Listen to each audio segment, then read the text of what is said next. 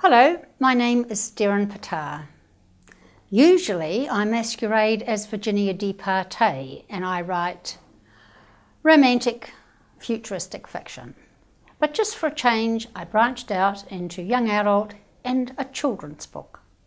So I have one here that I've published, and it says on the back, "Who would know that answering an advertisement would lead to such an exciting morning filled with danger and amazing animals?" This is the front cover that was drawn for me by my friend who's also a writer called Julianne Taylor. And she's done the most magnificent pictures through this book of all these wonderful animals that I created in my brain. So I'll just read you some pieces of it. This is a rhyming poem and it was given as a challenge. A lot of words were given to the authors and they were asked to make a poem up about it. And it wasn't until I'd finished the poem I realised I needed to have 3 of the words or 4 of the words. I, of course, had used the whole lot. So this is why it's a long poem. "Menagerie keeper," the advertisement read. "Here's a job just for you," my sweet mother said. The ad in the paper was extremely precise. I had to be strong and friendly and nice to creatures a little bit different than most, to slice up their apples and butter their toast. Bring waterproof clothing, strong boots, willing heart. Assistance supplied, 6 a.m. start. The man at the gate had a nervous tick. "Here's one assistant. He gave me a stick." "It's a Jillywong, sir," he said with a grin. "Brand new, fully trained and fresh from admin." The top sprouted feathery trendrils that shivered. "If you get into trouble," he stopped. His voice quivered. After those shocking words, another surprise. "Here's assistant number 2, a fog snuffle," he cries. "This one's even worse, 6 arms and 6 legs. It sits by my feet, rears up and then begs. It just wants to be carried, to be by your side. It can walk or be carried, it's for you to decide.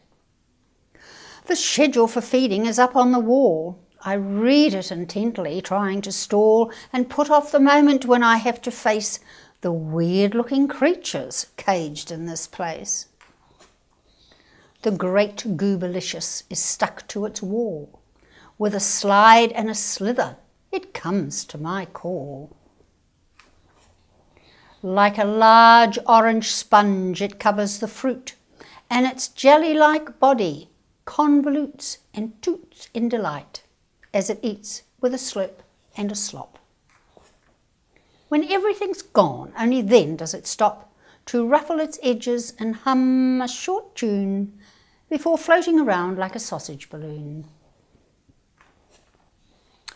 The sign on the cage says Eccledap's Lair, and I see in the corner a stickleback chair. Then the 6 wooden limbs lower and shift, and a 6-legged tabletop creature with slits for eyes walks sideways towards me and hums till my earlobes ache and my fingers go numb. I throw in sliced bread, a knife and some butter. It can make its own blessed breakfast, I mutter. My fog snuffle cringes. All 6 legs sag and bend as we walk down the path to the cage at the end, where under a dank, dripping archway of green, a string of bright, glowing eyes can be seen.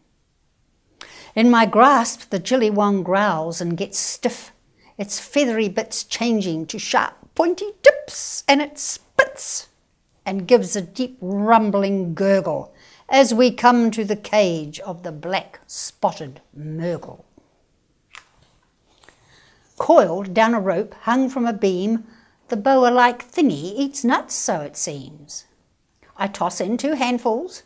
My fog snuffle barks and bites on the bucket, its teeth making sparks. Down from the rope in 6 separate pieces, the Murgles grab nuts and scamper and seize every scrap, then reshape to their clever disguise of a harmless feather boa right before my eyes. The smooquack is brown and round and a lump in the middle of the cage, like a camel's hard hump. No meat, says the sign. I reach from some greens down deep in my bucket. When silent, unseen, with tentacles whirling, it doubles in size, bares its blue teeth, and crosses its eyes. Advancing, it spins in a circle and growls. When it rattles the bars, my fog snuffle howls. Hush there, I whisper. Try to be nice. All your growling and howling will give it a fright. Trum-bum-pa-fi, the fog snuffle screams and turns cloudy. Trum-bum-pa-fi, the Jillywong shouts rather loudly, then leaps from my hand, spreads its feet and departs. What's going on? There's fear in my heart. Isn't this normal? Isn't this fun?